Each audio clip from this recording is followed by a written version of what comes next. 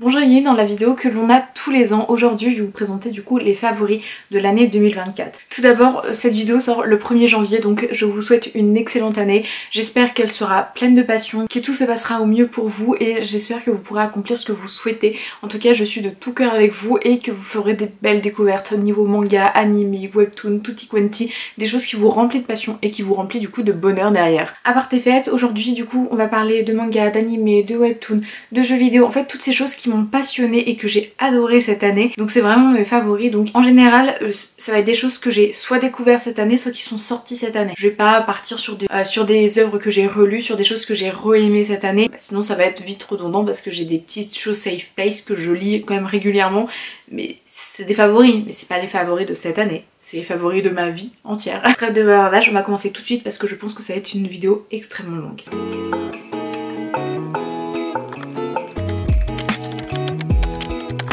Niveau roman, j'en ai 3 mais je peux vous en parler que 2. Alors le premier je vous en parle rapide. J'ai une copine qui écrit un roman et du coup je suis un petit peu dans les bêta lectrices et tout ça. Comment vous dire que j'ai enchaîné ce roman 2 fois, il est trop bien.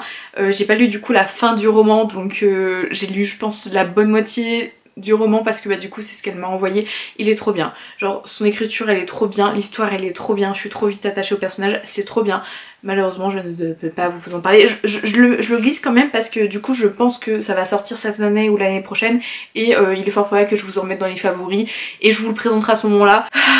C'est dur de ne pas vous en parler. On va se consoler avec Divine Rivalité. Divine Rivalité qui est un roman où on va suivre du coup Iris Ueno. Iris Ueno, elle a une vie un petit peu pitoyable. Son frère est parti à la guerre, sa mère est alcoolique, c'est très compliqué. Cette guerre en fait, elle est entre deux dieux. On est dans un monde un petit peu fantasy, etc. où les dieux sont censés être partis, on va dire, décédés, sauf qu'ils reviennent et du coup il y en a deux qui se battent et il y a des gens qui se battent d'un côté, d'un clan ou de l'autre et du coup qui essaye un petit peu de faire régner la justice et tout ça. Alors déjà genre je trouve ça très intéressant parce qu'on a un monde mi-normal on va dire et mi-fantasy un petit peu parce qu'il y a des relents de magie et ces relents de magie peuvent se traduire par des maisons, des rues qui bougent toutes seules etc.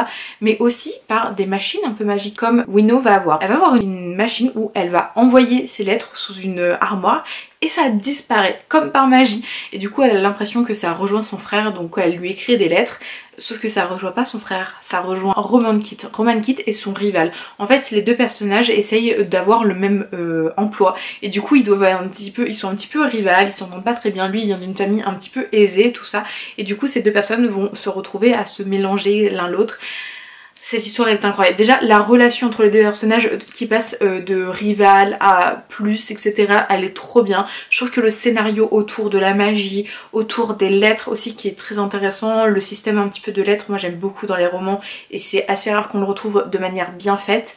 Le fait qu'il y a un petit peu cet enjeu avec la guerre, tout ça avec son frère, qu'elle ait une vie vraiment très triste, du coup on s'apitoie. On est vraiment très proche du personnage et c'est pas on s'apitoie et on se dit franchement elle est niaise etc. Vraiment on s'apitoie, on est vraiment avec elle, qu'on la soutient et enfin il y a plein de choses qui se mélangent. Ça a été une œuvre que j'ai dévorée, mais alors d'une force, j'ai adoré. Ensuite plus mitigée mais quand même dans mes favoris c'est Dark Rise. Alors Dark Rise, alors sacré pavé. Le problème en fait c'est que cette première moitié, je crois que je vous en ai déjà parlé, je l'ai lu je crois en 5-6 mois et c'est en 3 jours. En fait le truc c'est que ça a du mal un petit peu à se lancer, que en fait il y a vraiment tout qui se pose etc. et du coup ça a été un peu dur pour moi de bien me lancer. Par contre une fois que j'ai été lancée je ne pouvais plus m'arrêter à point de faire une nuit blanche dessus parce que Dark Rise en fait on va suivre dans un monde un petit peu du vieil Angleterre etc. Vous savez celui un petit, il n'y a pas encore les voitures etc. mais ça commence à venir, on a encore des carrosses tout ça, enfin dans cette Angleterre un petit peu là on a Will qui est un jeune garçon qui a l'air de fuir quelque chose et doit retrouver des stewards. Du coup Will va essayer de retrouver les stewards et il va se retrouver un petit peu emmêlé dans quelque chose de mauvais. En fait avant tout ça, avant cette histoire, il y avait de la magie dans le monde et il y avait un roi très obscur qui voulait posséder le monde entier et du coup il y avait les stewards qui se battaient pour la lumière et du coup il y avait cette dualité entre l'ombre et la lumière qui était présent, sauf que des millénaires plus tard en fait il y a encore les descendants de ceux-ci. C'est qu'en fait la volonté s'est transmise à travers les générations même si la magie s'est effilochée et du coup on va suivre Will qui semblerait être un descendant du côté de la lumière et qui doit se battre contre l'obscurité et tout ça. Alors c'est un résumé un petit peu foireux, vous vous en doutez, hein, vous êtes sur ma chaîne, j'essaie de faire au mieux mais c'est toujours un peu compliqué. Mais cette histoire est incroyable, je trouve que le scénario justement il a pris le temps de se poser, mais du coup on comprend très vite les enjeux, les tenants, les aboutissants. Franchement ça m'a subjuguée, la fin elle était incroyable. J'ai le tome 2 déjà mais j'attends de lire d'autres romans avant d'enchaîner sur le tome 2, mais j'ai une grande attente parce que ça m'a vraiment laissé sur ma faim. On a vraiment cette histoire où tu es attaché au personnage et en fait tu suis l'aventure et tu t'attends pas aux événements. Et c'est ça que j'adore, c'est que quand je lis des mangas, des fois je suis... En fait j'en lis tellement que je peux un peu parfois deviner qu'est-ce que les personnages vont faire. Dans ce roman, je ne m'attendais à rien. Je ne savais pas du coup où j'allais dans ma lecture et je ne savais pas comment les personnages allaient vivre, survivre, parce que c'est un roman où vraiment les personnages ils en voient par toutes les couleurs.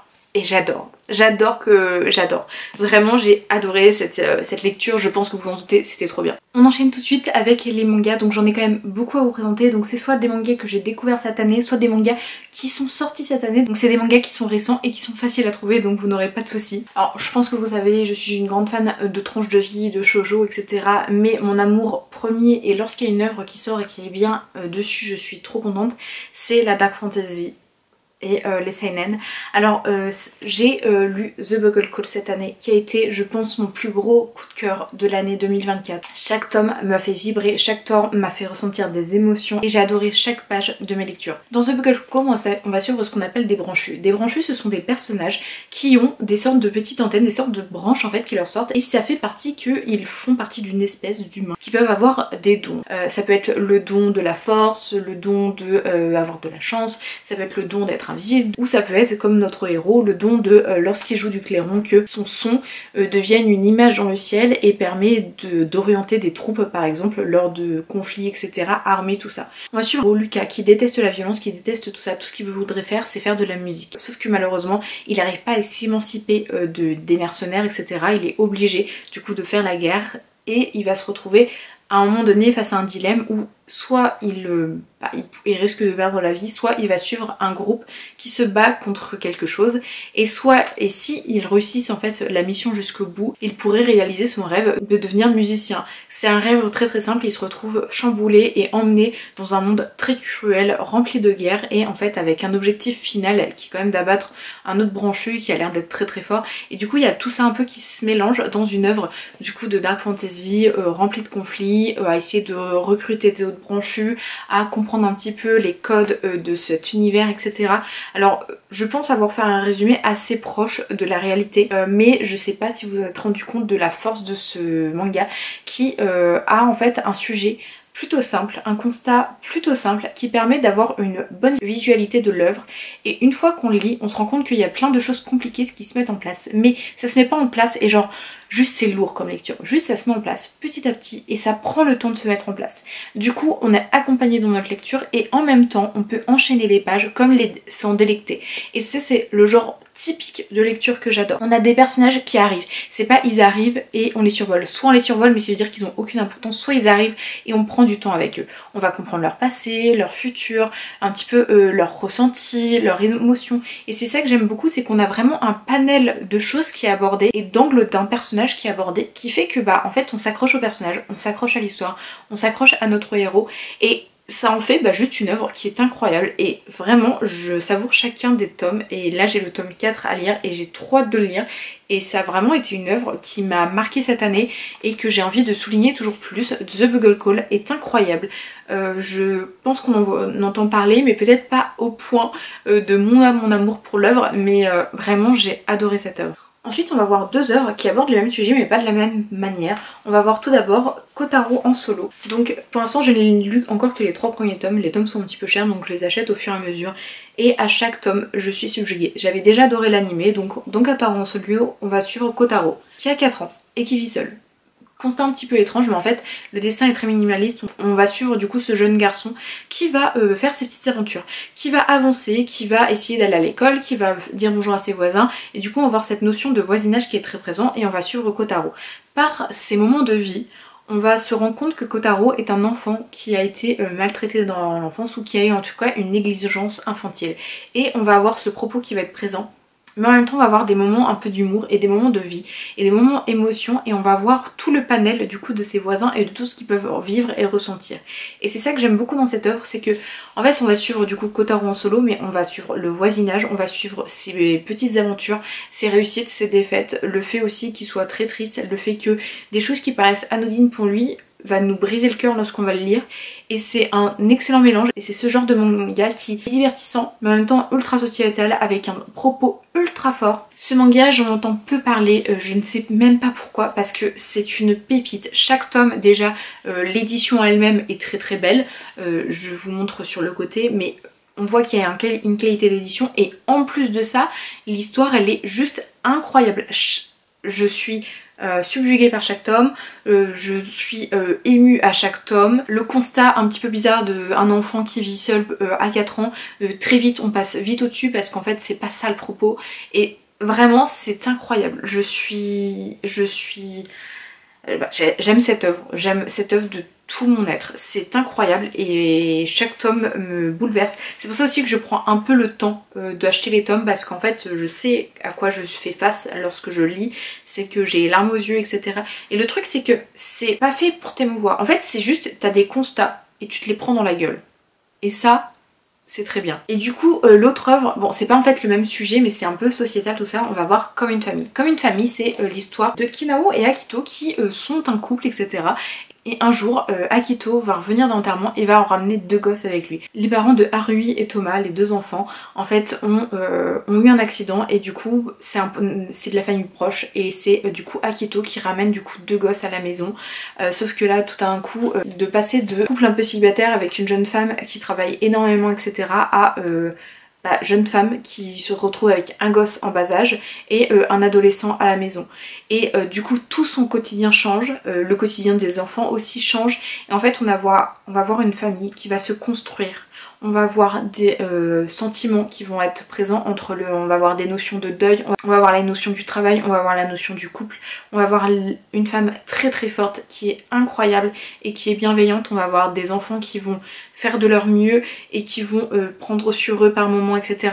Et je trouve que c'est un mélange qui est juste incroyable. Vu qu'on va suivre du coup une famille qui a des enfants, on va aussi suivre un petit peu leur quotidien, et on va voir aussi quelques notions de négligence infantile, mais pas dans leur famille mais autour, et du coup on a un petit peu tous un panel et un propos sociétal sur un propos d'une histoire qui est déjà très très cool. Donc c'est vraiment un manga qui est ultra sympathique à lire. Vraiment les tomes sont incroyables, l'histoire est incroyable, la manière et l'angle qui est utilisé est incroyable, et la famille qui se forme est incroyable. Écoutez, c'est juste incroyable. Et ce manga c'est d'une petite maison d'édition, c'est Shiba Édition, du coup c'est vrai qu'on entend aussi peu parler, c'est vrai qu'on a tendance à mettre en avant et qu'on voit plus du coup les mangas de grandes maisons d'édition, mais ça a été mon coup de cœur de cette année avec tous les autres, et vous allez voir qu'il y a quand même peu de mangas dans mes vraiment gros coups.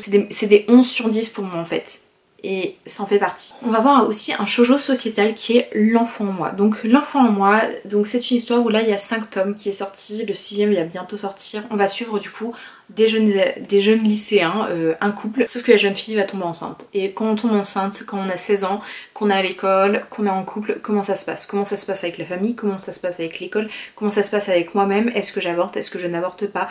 Plein de questionnements, plein de doutes qui sont présents et qu'on va lire.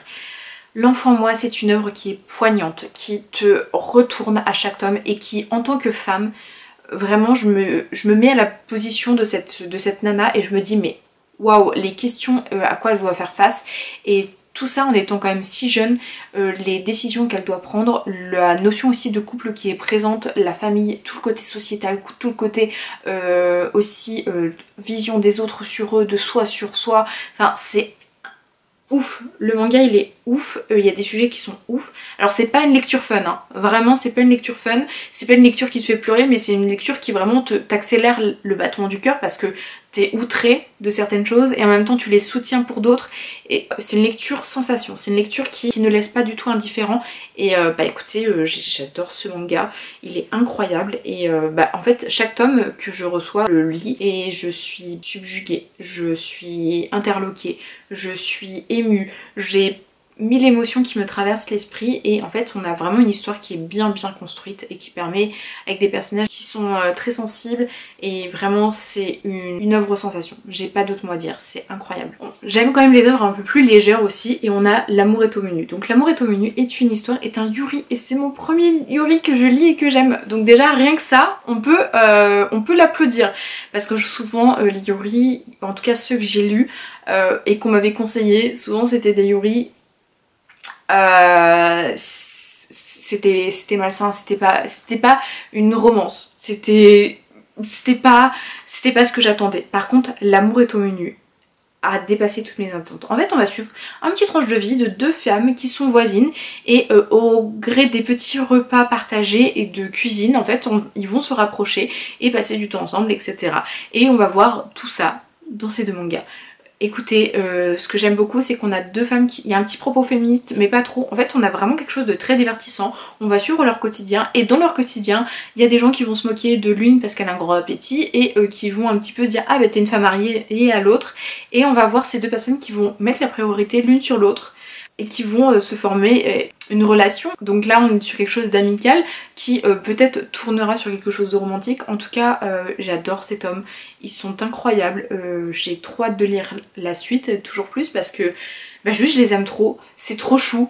Vraiment c'est une lecture trop chou, trop good vibe, avec elle est bien construite, elle est vraiment elle est bien. En fait des fois il n'y a pas quelque chose, il n'y a pas besoin de un point d'ancrage qui est genre sensationnel, mais juste une histoire bien construite qui aborde des petits sujets intéressants mais sans que ce soit trop lourd, bah c'est le combo gagnant quoi, et là ça l'est. Ensuite le deuxième Yuri que j'ai lu cette année, et du coup je rentre dans cette période Yuri, donc si vous avez des bons Yuri à me conseiller, vraiment je suis preneuse, parce que quand c'est bien écrit en tout cas, j'aime beaucoup, parce que du coup il y a She Wasn't a Guy, donc là j'ai les deux versions, je flex un petit peu, j'ai le manga en japonais qui était sorti avant, on m'avait dit veille un petit peu sur ce manga, il va marquer les esprits, et on n'a pas tort. Déjà édition incroyable, le côté vert, l'histoire juste trop folle. En fait on va suivre deux personnes, une fille qui à l'école est assez banale, mais en dehors elle assume son style qui est un petit peu streetwear, qui ressemble un petit peu à un gars et qui adore la musique rock, punk et tout ça. Et on va voir une jeune fille qui au début est trop mimi, et en fait elle adore le rock et tout, et elle va un jour rentrer dans un disquaire, elle va tomber in love du mec qui tient la caisse, que ce mec n'est pas un mec mais c'est sa voisine de classe qui est une nana et qui est fan de rock, etc. Et on va voir ces deux personnages qui vont se rapprocher, qui vont se lier, et c'est juste trop bien parce qu'on a un propos du coup sur le genre, on a un propos sur la musique, on a un style graphique qui est incroyable, et on a quelque chose de ultra pipou avec ce problème de communication au début qui va très vite un petit peu se devenir normal, mais qui est juste incroyable, vraiment. C'est un manga que j'aime vraiment beaucoup, avec des personnages que j'aime vraiment beaucoup, et j'ai trop hâte de lire le tome 2. J'ai pas encore acheté le tome 2 parce que normalement c'est peut-être mon cadeau d'anniversaire Noël, je ne suis pas sûre, du coup à ce moment là je vais sûrement le recevoir. Mais écoutez, très bonne œuvre que j'ai beaucoup aimée, qui m'a vraiment fort touchée, dans la douceur qui s'en sortait, et sur l'énergie qui en dégageait, qui était un petit peu cool et tout, enfin vraiment trop bien. Écoutez, c'est mes favoris de l'année, donc je vais vous dire que des choses positives dessus quoi. En continuant sur l'homo-romance, on va partir sur Dergin. Alors moi j'ai lu les deux tomes cette année, je crois que de toute façon le tome 2 est sorti cette année, mais le tome 1 était sorti avant, mais j'ai tout lu cette année. Alors Dergin, on va suivre. Alors c'est incroyable, et au début je l'avais acheté parce que sur Anime Store il y avait une promo du tome 1, et sauf que en fait quand j'avais lu le résumé je fais ça va être bizarre, non je suis pas sûre de kiffer. On va suivre l'histoire. Alors je vais vous dire pourquoi je me suis dit mais pourquoi j'ai acheté ça. En fait j'en entendais du bien, j'ai acheté, je me suis dit wow. Jane partie habiter chez son oncle Trevor à New York découvre dans son bureau un vieux journal intime. En le lisant elle découvre la relation de son oncle avec un autre Jane, et je me suis dit ah ouais va y avoir un truc bizarre entre lui et son oncle, trop bizarre. Et je m'étais arrêtée là, je l'avais posé de côté en me disant un jour je le lirai, mais je pense que c'est chelou. Quelle erreur, en fait on va suivre juste un jeune garçon qui va chez son oncle, qui va lire un journal intime, et en fait on va lire l'histoire, et on va suivre l'histoire d'une vieille relation de son oncle Trevor avec Jen, un jeune garçon qui sort de la communauté Amish et qui ont créé une relation entre eux. Et en fait dans ce tome on va suivre leurs rencontres, leurs déboires, leurs relations qui se développent, etc. On a un côté un petit peu amer dans la lecture parce que c'est une ancienne relation, et du coup on lit quelque chose d'assez nostalgique, et on a ce tome 2 qui est une finalité qui est une belle finalité. J'ai adoré ces deux tomes.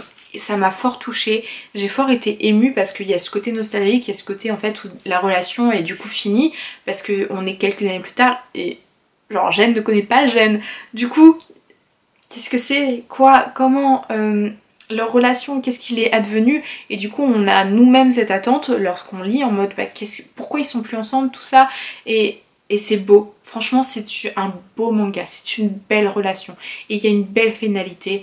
J'ai adoré cette œuvre et c'est juste sublime, vraiment je le conseille à 1000%, donc une œuvre qui vaut tous les détours. C'est un boys love, quand même je le souligne, donc il peut y avoir des scènes un petit peu olé olé, donc ce n'est peut-être pas pour mettre dans les mains de tout le monde, mais pour ceux qui aiment bien, franchement vous n'allez pas être déçus. Ensuite, on se retrouve avec The Blue Flower and the Ceramic Forest. En fait j'ai quand même voulu vérifier si c'était sorti cette année ou pas, et oui c'est sorti cette année. Ils ont quand même carburé puisqu'on a déjà 5 tomes. Alors dans cette histoire on va suivre du coup deux personnes. Une personne qui vit dans un petit village et qui est peintre sur céramique, tout ça, elle fait des motifs. Et on va suivre quelqu'un qui lui va faire les céramiques, mais lui il aime que il n'y ait pas de peinture, juste la pièce brute on va dire. Et du coup ces deux personnages n'ont pas la même vision de la céramique, mais en même temps vont commencer à apprécier le travail de l'autre et vont changer de vision sur l'art, tout ça, et il va y avoir en même temps une relation qui va débuter au début professionnelle puis amicale, etc. C'est une histoire alors du coup entre deux adultes sur un domaine un petit peu de la céramique, donc sur des œuvres sur un côté artistique, avec en même temps leur histoire personnelle qui va se mélanger à leur histoire professionnelle, et juste ça en fait une œuvre qui est ultra cool à lire déjà, qui va aborder des notions de deuil, de anciennes relations, de traumatisme, de vision du futur, etc. Du fait d'être un peu plus âgé, la vision de l'art aussi, et de la différence qu'on peut avoir l'un sur l'autre. Et en fait, juste avec ce postulat, je pense que vous comprenez pourquoi j'aime cette œuvre. C'est qu'en fait, on a une œuvre qui est accomplie, qui est aboutie, et sur une romance adulte, et je pensais pas autant l'aimer, et plus ça va, plus j'enchaîne les tomes, plus je suis un petit peu attendrie par eux, et en fait plus j'adore en fait. Ce sont des mangas qui ont eu un réel impact sur ma lecture, où je me suis vraiment sentie bien pendant ma lecture, et vraiment bah écoutez, The Blue Flower and the Ceramic Forest est un manga qui valait 1000 fois le détour. Et pour finir on sort avec Jalouse. Alors oui, Jalouse se retrouve ici. Alors si vous avez vu ma première impression sur ce tome, c'est qu'en fait au début j'avais lu un extrait, je pensais que j'allais détester cette œuvre, et en lisant du coup ce premier tome, on a changé, ça a tellement changé mon avis, et il se retrouve même dans les favoris de l'année. Donc là, Jalouse, on va suivre une jeune femme qui a perdu sa mère, et en fait lorsqu'elle va avoir l'enterrement, elle va retrouver sa sœur. Sa sœur et elle, c'est un peu des belles sœurs déjà, parce qu'ils n'ont pas le même père, mais du coup il y a toujours eu un conflit entre eux, il y a toujours eu une jalousie qui est restée entre eux, quelque chose, un ressentiment, tout ça.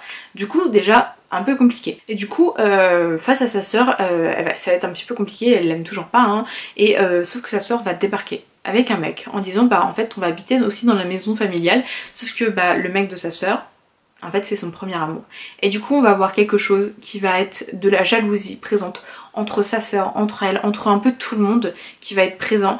Il va y avoir du coup des relents du passé qui vont être présents, et il va y avoir un propos sur la jalousie, sur la complexité de relations entre sœurs qui est juste incroyable. Alors moi je connais pas, je m'entends très bien avec ma sœur, mais je peux comprendre, et je trouve que le sentiment de jalousie et le propos et le dessin en font un manga qui est juste excellent. Et du coup j'ai que le premier tome, donc c'est un premier avis excellent, que je le mets quand même dans mes favoris 2024, mais à tout moment ça se trouve je n'aimerais pas la suite, mais là maintenant avec ce postulat j'ai juste été subjuguée et c'était trop bien.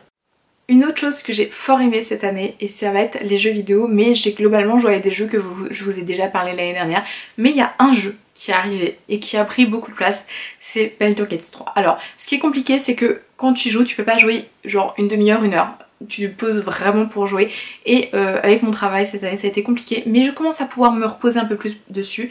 Alors Baldur's Gate 3 c'est un jeu vidéo de rôle, il se déroule dans un univers de fiction médiévale fantastique, des royaumes oubliés, un décor de campagne, du jeu de rôle Donjons et Dragons. L'action est cependant affichée dans un univers à 3 dimensions avec une caméra lointaine. Je vous aurais mis quelques images juste ici pour un petit peu mieux comprendre. Alors l'intrigue du jeu se déroule un siècle après les événements des deux premiers jeux. Je n'y ai pas joué aux deux premiers jeux. Elle reprend l'univers des royaumes oubliés et met le joueur dans la peau d'un avatar capturé par les élites, flagelleur mental, créature maléfique qui lui insère à force un parasite mental dont le personnage devra tenter de se libérer. En cours de route, l'avatar rencontre des compagnons qu'il est possible de recruter et de faire combattre à ses côtés. Chacun de ses compagnons possède sa propre classe, sa propre histoire, le joueur pouvant nouer une relation romantique avec la plupart d'entre eux. C'est une histoire où on va créer notre personnage, donc déjà côté que j'adore. Ensuite on va recruter des personnages et on va vivre des histoires. Donc il va y avoir ce côté un petit peu jeu de rôle avec des missions, etc. à pouvoir accomplir nos missions, des combats en tour par tour, ça j'adore. Et en même temps on va avoir des dialogues avec soit d'autres personnages, soit nos compagnons, et on peut avoir des relations aussi avec eux. Et je trouve qu'il y a une grande liberté dans ce jeu, on peut un peu faire tout ce qu'on veut. Vraiment je suis très fan de ce jeu, j'y passe des soirées entières. Alors j'ai eu une petite malédiction sur ce jeu quand même, c'est que pendant genre 3 soirs, genre à des moments différents que j'ai voulu y jouer. Une fois genre il y a quelqu'un qui a débarqué à l'improviste, une fois genre j'ai eu une coupure de courant, une autre fois genre le jeu il a bug, j'ai dû tout recommencer parce que genre j'avais mis des mauvais modes et tout, parce que je mets pas de mode vraiment de jeu, mais je mets des modes pour avoir des beaux vêtements. Et genre, je sais pas, j'ai merdé. Et je suis pas très douée en informatique, ça m'a tout bousillé. J'ai dû repartir genre vachement plus loin. Bref, c'était compliqué. Mais globalement, je suis contente. J'ai tout remis bien comme il faut. Je suis trop heureuse. J'adore ce jeu, j'adore tout. Je suis une grande fan de Baldur's Gate et je compte y jouer encore plus cette année pour avancer réellement, parce que pour l'instant j'ai quand même peu avancé. Je dois être à une trentaine d'heures, ce qui est très peu dans ce genre de jeu, et c'est trop bien. Vraiment c'est trop bien. Ensuite niveau anime, alors de toute façon je vais vous faire une vidéo récap sur les animés de 2024 parce que j'en ai regardé quelques-uns. Alors pas tant que ça, déjà d'une, parce que j'ai pas pu me libérer autant de temps pour en regarder, et en plus de ça il y en a peu qui sont favoris. Et ceux qui sont favoris c'est que j'ai re-regardé des animés avec un copain et du coup ils sont dans mes favoris, mais je vous en ai déjà parlé dans les favoris de l'année dernière ou de l'année encore d'avant. Donc en fait ça n'a pas vraiment d'intérêt. Par contre il y a un animé que j'ai regardé qui est un favori, c'est Dandadan. Je crois qu'il me reste 2 épisodes donc ça va, je suis quand même plutôt à jour. Alors Dandadan, le manga j'avais pas trop kiffé et je pense que je vais me concentrer sur l'animé parce que l'animé est très cool et j'aime beaucoup l'animation. En fait on va suivre 2 personnes, l'un croit aux esprits et l'autre croit aux extraterrestres, et l'un l'autre veut se prouver à l'autre qu'il a tort, bref, sauf qu'en fait les deux vont exister et ils vont se retrouver littéralement dans la merde, et du coup ils vont pouvoir développer des compétences et essayer de survivre et de retrouver un petit peu leur état, et pour l'un retrouver un peu leur état normal, et en même temps il va y avoir beaucoup d'humour, de la relation, des combats, etc. Vraiment c'est très cool. Il y a plein de personnages qui arrivent petit à petit, l'histoire se construit et en fait je passe des bons moments, je rigole devant. Je suis émue devant, les combats sont intenses, l'histoire je le trouve très cool. Écoutez, on se retrouve sur une œuvre qui au départ me plaisait pas trop et au final j'ai dévoré l'animé. Donc très cool, Dandadan. Très bon animé pour cette année. Et en plus ce générique il est très cool. Ensuite, comment parler des favoris de cette année sans créer une case papeterie, parce que plus ça va, plus j'avance dans le temps et plus je fais de papeterie, plus j'adore la papeterie. On va commencer avec tout ce qui est bloc-notes. Alors du coup cette année j'ai utilisé une to-do list et 2 bloc-notes de manière intensive. Tout d'abord il va y avoir celui de couleur pastel. Alors je sais pas si vous vous en rendez compte, mais alors déjà je le trouve incroyable, et surtout j'ai utilisé je pense la bonne moitié de celui-ci, sachant que je l'ai acheté en juillet. Ce que j'aime beaucoup avec ce bloc-notes, c'est que déjà la page est assez grande, je note vraiment beaucoup de choses, j'ai beaucoup de choses à faire dans une journée et je marque même les plus petits détails parce que j'ai tendance à beaucoup oublier, et j'ai un esprit qui fait que je commence quelque chose, je vais faire autre chose en même temps, je vois quelque chose et au final je me perds dans ce que je dois faire, et ça me permet vraiment de me recentrer. Et du coup j'ai celui-ci que je trouve incroyable, la couleur est trop mignonne, c'est Gigi, j'adore Gigi, il y a des petits carreaux, c'est facile à écrire dessus, c'est simple, efficace, mais c'est le genre de choses que j'utilise à fond et j'ai adoré ce bloc-notes, donc je vous en parle. Vraiment petit aparté, papeterie, bloc-notes, choses mignonnes. Hein. J'ai continué à utiliser le bloc-notes de paillettes papeterie, et je vous l'ai présenté dans les favoris 2023 ou l'année dernière en tout cas. Et ensuite j'ai utilisé beaucoup de papeterie, beaucoup la to-do list, notamment celle-ci, l'autre aussi. Hein. J'en ai une de Totoro, mais c'est vrai que celle-ci vu qu'elle est claire, au final quand j'écris dessus, et en fait je vois un peu mieux ce que j'écris. Donc là c'est pareil, je l'ai quand même pas mal entamé. J'ai dû utiliser un bon cas, et du coup c'est genre de Koi, c'est un petit peu des refs à Jujutsu Kaisen, à Suguru et Gojo. Et vraiment je le trouve très beau, l'aspect de l'eau il est incroyable. Enfin j'essaierai de vous mettre des inserts juste ici avec les photos produits, comme ça vous verrez mieux, mais genre juste j'adore cette to-do list, je l'emmène je l'utilise vraiment beaucoup. Il y a toujours de toute façon une to-do list ou un bloc-notes de sortie. En général les deux sont sortis sur mon bureau et bah il y avait beaucoup cette to-do list qui était sortie et j'adore ça. Ensuite il y a aussi ce bloc-notes fraise. Alors je l'avais acheté parce que je le trouvais beau mais je savais pas si je l'allais autant utiliser parce que tout ce qui est ligne, c'est vrai que j'ai un peu plus de mal à l'utiliser et au final je me suis rendu compte que je l'ai quand même pas mal utilisé. Alors pas autant que l'autre avec des carreaux mais quand même quand j'avais des journées un peu moins chargées ou que vraiment je voulais juste avoir quelque chose à me rappeler, franchement assez de choses pour écrire mais c'est pas trop gros non plus. Et c'était le bon équilibre et ça fait que bah, j'ai juste adoré et je le trouve sublime, je le trouve vraiment très très beau. Elle en fait d'autres mais j'avoue que celui-ci est mon préféré de tous. Et pourtant habituellement je suis pas une grande férue des motifs fraises mais là je sais pas, ça m'avait attiré le fait qu'il y ait des fraises un peu de genre un peu blanches et un peu rouges.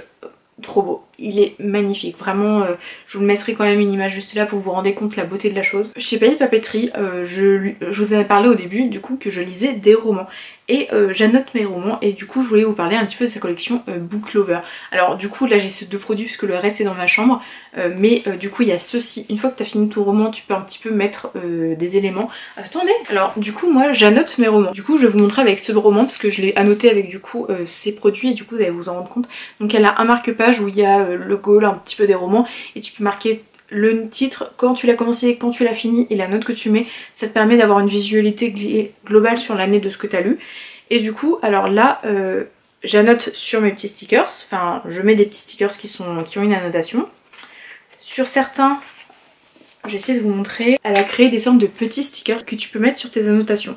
Par exemple ici, j'ai marqué A parce que c'était quelque chose qui m'avait marqué et du coup ça te permet quand tu retournes sur ta lecture ou quand pour moi par exemple je fais des reviews de mes lectures et bah je peux retourner facilement dessus et voir un petit peu ce qu'il en était. Pareil quand j'ai lu le premier tome de Fruit Basket, je l'ai annoté et du coup j'ai pu en marquer dessus. Donc il y a des textes, il y a des emojis etc. Je trouve ça très très cool. Et du coup moi lorsque j'ai un livre qui m'a plu et que je suis sûre de garder dans ma collection, alors déjà je fais un point sur mes annotations, je mets un ex-libris, donc je l'ai lu, et il y a le book review, donc elle a aussi un washi tape bouquin qui est très mignon, et le book review, donc je vous ai marqué le titre, l'auteur, quand est-ce que je l'ai commencé, quand est-ce que je l'ai fini, qu'est-ce que j'ai pensé du roman, mon personnage préféré, la note que je mets, etc. Ça permet en fait d'avoir une vision globale et surtout si vous lisez beaucoup de livres ou si vous voulez prêter vos livres ou si vous voulez revenir rapidement en mode attends j'ai envie de relire ce livre, qu'est-ce que j'en ai pensé, ça te permet, tu le glisses dedans, tu le colles avec un washi tape, ça laisse pas de traces et au moins tu as genre quelque chose qui reste à vie, enfin quelque chose qui reste sur tes romans. Faut voir ça sur le long terme. Les romans en général, si tu les as aimés, tu les gardes genre 10, 20, 30, 40 ans et peut-être que dans 40 ans tu te souviendras plus de Divine Rivalité, tu retourneras dessus et tu diras ah ouais j'avais beaucoup aimé et tout, oh je vais me replonger dans cette histoire. C'est un petit peu pour ça et je trouve le principe ultra cool et en plus c'est très qualitatif. Et mon dernier favori est mon agenda pour l'année prochaine, mon agenda 2025. Alors du coup il y a tout ce qui va être stickers, vous voyez il y a plein de stickers donc bien sûr tous mes stickers sont en favoris. Je vous mets des images là et le moment de faire cet agenda était juste incroyable. J'ai pu mettre quelque chose que j'avais trouvé au Japon et tout, enfin mon agenda en lui-même je l'aime trop, je l'ai trouvé... c'est un Noonoboshi et tout et vraiment il est trop bien et je sens que je vais beaucoup l'utiliser et je me retrouve avec un peu tout ce que j'aime de base dans un agenda présent là-dedans, donc trop cool. En parlant d'autres choses très cool, j'ai lu quelques manhwas. J'en ai lu énormément mais il y en a beaucoup que j'ai lu sans grande conviction ou qui étaient très sympathiques mais j'ai pas envie de vous dire que c'est mes grands favoris de cette année, c'est des favoris, c'est des choses que j'aime beaucoup mais c'est pas ce qui m'a marqué genre envers et contre tous. Tout d'abord on va commencer avec un Boys Love Shuttle donc qui est édité par Nao Studio, donc c'est un studio indépendant ce qui fait qu'on a des versions collector avec des goodies etc. Et vraiment ce manga c'est un Omegaverse donc faut être à l'aise avec le genre, c'est hard donc faut être à l'aise avec ça, où on va suivre en fait du coup deux personnages qui sont assez forts etc. Et l'un est un Omega mais ça s'est jamais vraiment très haut déclenché et là d'un seul coup ça a déclenché et il va se retrouver à flirter avec son collègue de travail qui est un alpha qui est un peu plus jeune que lui et il va y avoir une relation qui va débuter entre eux. J'adore ce manhwa et je les trouve vraiment très mignon, je trouve que le scénario est plutôt abouti, la relation et la vision des uns sur l'autre l'autre est très très chou. Il y a le domaine aussi un peu familial parce que du coup la famille est très investie dans sa santé, etc. Parce que un oméga qui n'a pas ses chaleurs, qui n'a pas en fait sa fonction d'oméga, qu'est-ce qui peut lui arriver? Enfin, c'est une très très bonne lecture. J'ai adoré ces deux manhwas et j'étais très très cool. Ensuite, un deuxième manhwa qui est aussi un boy love, ça va être La saveur des sentiments et c'est une œuvre qui m'a fort touchée. Alors je le lisais sur Picoma, Picoma n'existe plus, faut que j'essaye de voir si je peux pas le lire sur autre chose, s'il y a une autre personne qui l'a racheté, etc. Parce que dans La saveur des sentiments, on va suivre deux personnes. L'une d'elles est un critique gastronomique et du coup va kiffer la nourriture et va avoir toujours un grand plaisir pour manger, etc. Et l'autre est un écrivain qui doit écrire un livre et en fait son livre est un peu centré sur la nourriture, sauf qu'en fait il n'a aucune notion du goût des aliments, etc. Il ne ressent pas les saveurs et c'est un handicap et c'est quelque chose qui le trauma un petit peu. On va vite comprendre qu'il y a un domaine très psychologique dessus, etc. Et du coup ces deux individus vont se côtoyer. Au début ça va être un petit peu électrique entre eux, ils vont pas bien s'entendre pour au final commencer à s'apprécier et débuter une relation. Je trouve que c'est une relation extrêmement saine où il va y avoir des propos sur la psychologie, sur l'alimentation qui est présente, il va y avoir cette notion un petit peu de plaisir en mangeant et c'est très décomplexant. C'est le propos et leur relation elle est vraiment très très douce, ça se fait dans une notion de respect, ils sont parfois maladroits, parfois ils vont pouvoir échanger à cœur ouvert et ça a été une œuvre qui m'a beaucoup touchée, qui m'a beaucoup marquée et j'ai adoré cette œuvre donc maintenant il faut que j'essaie de trouver un autre site pour les lire parce que j'étais à jour. Je me souviens que j'avais acheté pour le lire et tout, franchement ça m'a brisé le cœur, Picoma qui ferme cette année, ça m'a vraiment brisé le cœur. Ensuite en manhwa j'en ai deux et deux qui sont quand même plutôt récents mais qui se sont hissés. Alors tout d'abord Just Twilight. Just Twilight déjà pour vous faire une idée, je l'ai lu genre entre 2 jours de Japan Expo. Je l'ai enchaîné comme je ne sais pas quoi, à faire presque une nuit blanche, alors que derrière j'enchaînais toute une journée de randonnée, hein. La Japan Expo c'est quand même assez sportif. Mais j'étais tellement prise dans l'eau. En fait on va suivre du coup deux individus qui sont dans un village. L'une est pas super appréciée, etc. Et elle est très bonne à l'école, elle est très carrée, très bonne à l'école. Il y a l'air d'avoir une vie familiale un peu compliquée, etc. Et elle a pas vraiment de sous. Et il y a une personne dans sa classe qui lui est vu comme un voyou parce qu'il y a plein de rumeurs sur lui, etc. et tout. Et en fait ces deux personnes, le soir, ils vont se retrouver dans une maison. Cette maison, lui, ça le permet de dormir, de faire des siestes et elle de réviser. Et petit à petit, en fait, le fait de utiliser cette maison abandonnée pour un petit peu leur activité vont faire qu'ils vont se rapprocher petit à petit et vont bien s'entendre, etc. Il va y avoir aussi un autre individu qui veut avoir un rôle dans la vie de la jeune fille alors que lui il est riche, etc. Et il va y avoir pas mal de choses qui se mélangent et l'œuvre est incroyable. On les suit au lycée, on les suit plus tard, c'est ce que je peux vous dire et c'est incroyable. Vraiment l'œuvre m'a subjuguée, j'ai été attirée par un petit peu l'histoire sans plus et au final la personnalité des personnages et l'histoire en elle-même est simple, efficace, j'ai juste surkiffé, c'était trop bien. Et le deuxième que j'ai beaucoup aimé c'est Just Friends. Just Friends c'est du coup deux personnes qui ont toujours été amies, etc. mais ils sont un peu chat et chien, etc. ils s'embêtent l'un l'autre. Un jour la jeune fille va débarquer chez son amie, ils sont à l'université tout ça et elle va débarquer, il va être en train de s'estiquer le dard, on peut dire ça comme ça. Et du coup elle va être en mode ok trop bizarre, pourquoi il le fait, il y a une photo de moi sur l'écran. Et du coup il va y avoir ce côté où les deux personnes, ça va être un malentendu. On comprend très vite que c'est un malentendu et du coup ils vont quand même changer un peu la vision de l'un sur l'autre et du coup il va y avoir quelque chose qui va se créer entre eux mais en même temps ils sont amis donc c'est un peu compliqué. Et du coup il y a tout ça qui se mélange et c'est trop bien. J'ai adoré ce manhwa, c'est drôle. Il y a la relation d'amis à plus qui va se développer. Ça c'est quelque chose que j'aime beaucoup. Alors moi j'ai quelqu'un qui m'avait dit dans mes DM, parce que j'en avais parlé sur Insta, que ça bannisait des relations forcées. Alors du coup je lui ai demandé de m'envoyer les chapitres. Je vois sa vision mais je vous avoue que je m'en suis pas rendu compte. Donc soit c'est que je lis trop de trucs bizarres, soit c'est que c'est quand même assez subtil. Je trouve qu'on a vraiment juste des personnages qui se découvrent l'un l'autre et qui découvrent leur corps. En tout cas si vous avez des argumentaires, n'hésitez pas à me mettre ça dans les commentaires parce que je suis très preneuse et que j'ai pas envie de promouvoir quelque chose comme ça.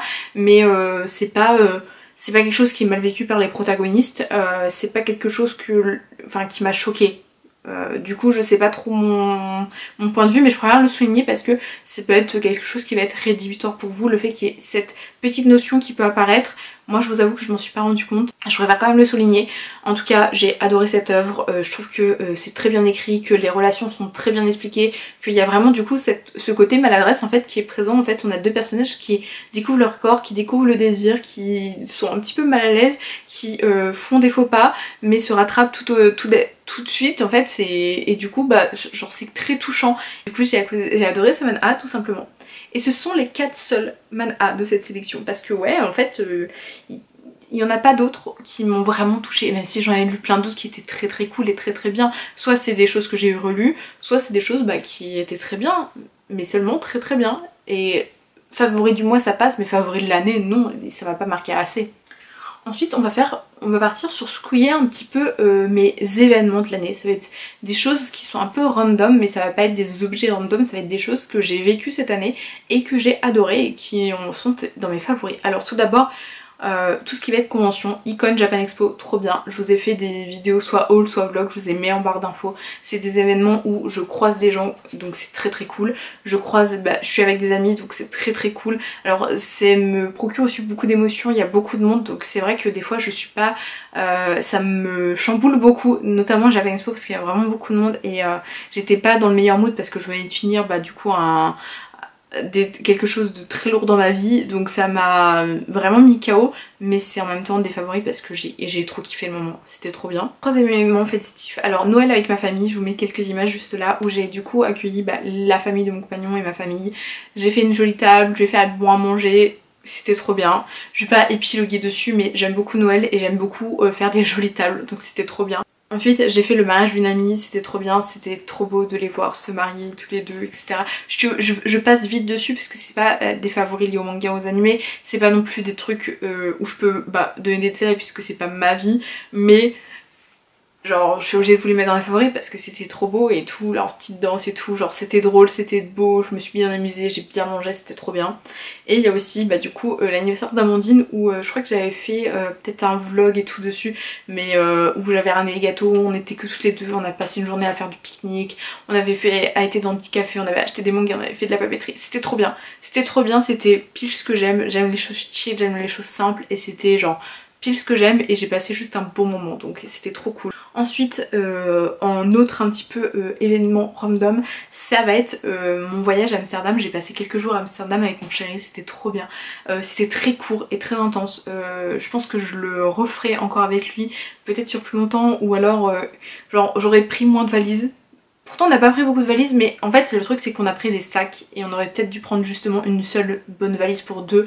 On aurait été moins en galère, on l'aurait juste trimballé, ça aurait été beaucoup plus simple, mais c'était très cool. En autre chose random, et du coup il y en a deux. Alors on va commencer pour le truc cool mais moins cool, c'est que j'ai fait mon DU plaie cicatrisation, donc je suis infirmière dans la vie de tous les jours et je voulais une spécialisation là-dedans pour avoir plus de connaissances sur les plaies, etc. Et j'ai eu mon diplôme, voilà, donc c'est un événement qui m'a pris un bon 2/3 de l'année, qui m'a énormément épuisée aussi. C'est pour ça aussi que j'étais moins active sur les réseaux et plus pardon si, mais en même temps c'était un événement professionnel qui était trop cool, donc écoutez, j'ai eu mon diplôme, je suis très contente. Et j'ai fait le concert de Jo Hisashi et ça je peux vous dire que c'était trop bien. Ça a été... J'ai eu 1000 émotions, j'ai chialé ma race, j'étais trop bien, j'ai pleuré, je vous ai fait un vlog aussi, mais c'était des 1000 émotions. 1000 émotions, c'était incroyable.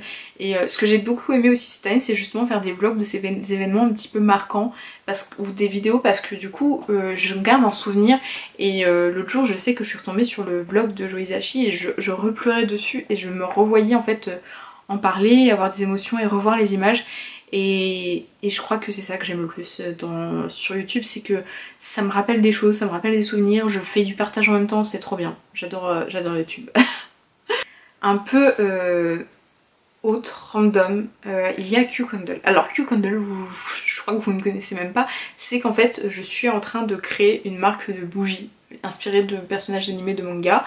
On est dans la préparation de cette marque. Les 2 bougies sont prêtes, je suis en train de préparer tout le côté esthétique et ça prend de plus en plus forme. Donc les bougies, surtout, j'ai fait des bêta-tests du coup avec des amis, avec les amis de mes amis qui adorent les bougies. Donc déjà je suis ultra fière et contente que les odeurs tiennent bien, que ça embaume les maisons, que même éteinte ça peut sentir dans certaines pièces chez eux et tout.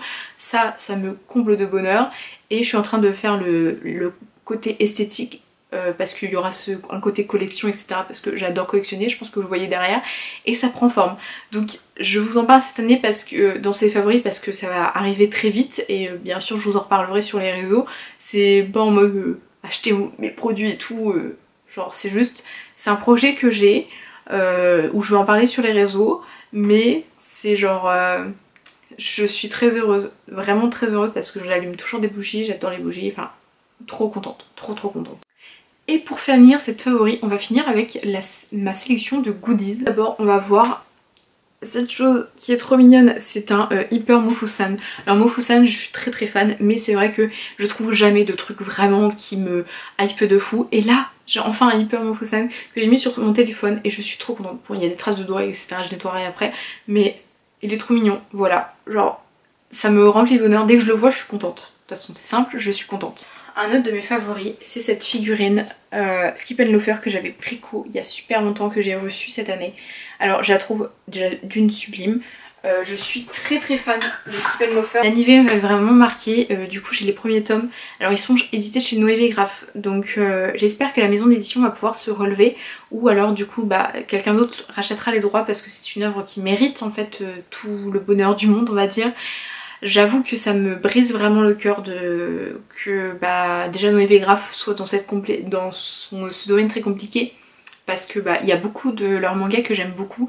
Alors moi je sais qu'il y a beaucoup de gens qui ont revendu leurs mangas, moi je ne revendrai pas mes mangas pour l'instant parce que d'une c'est des œuvres en général que j'aime vraiment beaucoup et ce que j'ai gardé dans ma collection de leurs œuvres c'est mes œuvres qui sont vraiment favorites et ils font partie de mes œuvres favorites et c'est ça qui me frustre autant, c'est que j'ai des œuvres que j'aime d'amour chez eux, que je ne vous en parle plus du coup sur les réseaux parce que bah il n'y a pas de nouveaux tomes qui sortent, du coup je peux pas vous refaire des sélections, je vous ai déjà fait des sélections d'ailleurs de chez Noévé Graph.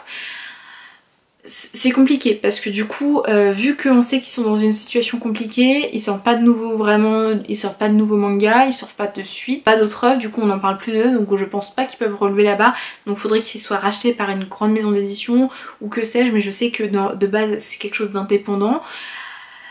Voilà, c'est j'en parle là, mais en vrai ça me rend triste. Franchement ça me rend trop triste parce que bah j'adore cette maison d'édition.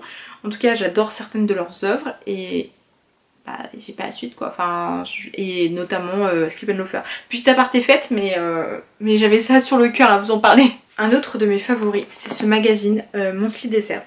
J'ai acheté beaucoup plus de goodies cette année, mais ce magazine, je sais pas, je l'aime trop. Alors déjà, Cinéfiction est une œuvre que j'aime d'amour. Et ce magazine en lui-même, genre je sais pas, je les trouve trop chou. Il y a vraiment quelque chose de doux qui s'en dégage et j'ai l'impression que c'est un peu toute l'essence de l'œuvre où juste ils vivent leur vie et on les suit. Et je trouve qu'il y a un truc trop doux qui s'en dégage. Bref, j'adore ce magazine, je le trouve sublime. En plus, il y a des mangas que j'aime beaucoup ou que j'attends en France, genre celui-ci là. Je me souviens plus de son nom, je vous le mettrai juste là, mais je l'attends fort. Alors j'ai pas mal d'autres stands acryliques, d'autres figurines que j'ai achetées cette année que j'aime d'amour hein. Mais c'est des 10 sur 10, mais là ce que je vous montre c'est des 11 sur 10, hein, vous avez compris. Et il y a cette acrylique de She Wasn't a Guy, donc déjà je pense que vous avez compris que She Wasn't a Guy, j'ai adoré le manga, mais cette acrylique genre d'une petite artiste que j'ai trouvée à l'Icon, je la trouve trop cool. Dès que je la vois je trouve qu'il y a vraiment ce qui se dégage de personnage, ce personnage un petit peu réservé, ce personnage un petit peu plus foufou, le côté vert et tout, et je trouve qu'il y a la musique, tout s'en dégage et bah j'adore, vraiment j'adore ce manga et j'adore cette acrylique. Et voilà, on a fini avec mes favoris de cette année 2024. Je ne sais pas si cette vidéo aura été si longue que ça parce que je pense que j'ai réussi à être assez concise et assez vraie dans mes favoris. J'ai essayé de faire vraiment une sélection réduite. Ce fut très dur, hein. Je vous jure, le scénario de cette vidéo a été incroyablement dur parce que je voulais tout mettre. Et ça j'aime trop, et cette figurine je l'aime trop, et ça, mais en fait ça aurait été juste toutes mes favoris de toute cette année, et puis ça aurait été aussi d'autres choses que j'avais pas forcément pensé à un moment donné. Bref, il y aurait eu trop de choses. En tout cas, merci d'avoir regardé cette vidéo. Merci de me soutenir. Merci si vous commentez, si vous likez, si vous vous abonnez. Ça me fait un énorme soutien sur cette petite chaîne. On est de plus en plus nombreux. Ça fait maintenant plus de 2 ans que je suis sur YouTube, même presque 3. Et j'espère que dans cette nouvelle année, vous m'accompagnerez toujours dans mes recommangas, dans mes petits vlogs, dans la présentation de mon Mangatech. Je pense que ça va arriver ce mois-ci ou le mois prochain. En tout cas, merci beaucoup pour tout le soutien. Je vous remercie encore 1000 fois. Je vous remercie pour les échanges, vous êtes de plus en plus nombreux dans les commentaires, ça me fait énormément de plaisir et de soutien et j'adore échanger avec vous. Je vous souhaite une très bonne journée, je vous souhaite une très bonne année et surtout prenez soin de vous et bon courage pour cette année.